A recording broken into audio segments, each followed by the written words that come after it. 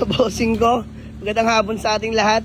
Pasensya na po at lasing ako kagabi. Diyos niyo marama. So mga boss, kakababa ko lang. Sinundo tayo ni paring Talbos. Ayan yung ating Honda Civic EF. Binibenta natin yan. 155 lang. Nego pa.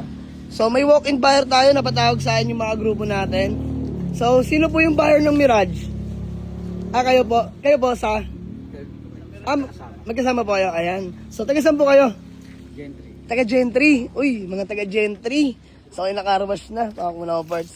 So, abang test drive po. Kamusta? Okay. All goods naman. All goods naman. So ano po po? Kami kasama mekaniko ha.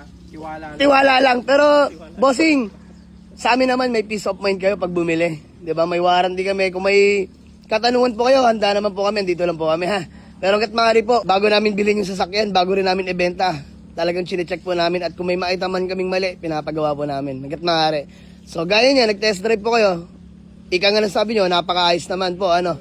So, yan naman kumpleto lahat ng papeles, mga bossing.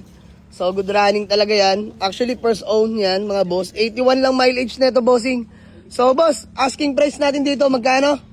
295. Magkano po ba tawad ninyo? 250. Aray ko, wag naman po. Kaya po ba kahit 285? 280. 280? Para isang buwan na lang. Ang dami na wala side, walang buwan eh. Oo nga, yung rubber na itim.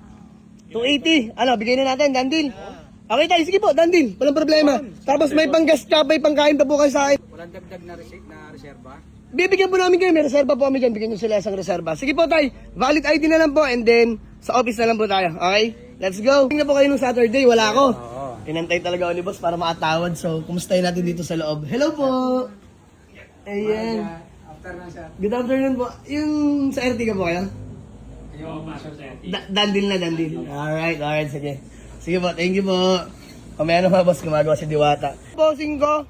Sir, pangalan nyo nga po? Edwin. Ayun, si Edwin. Peace po muna kay Edwin. Tay, pangalan nyo po?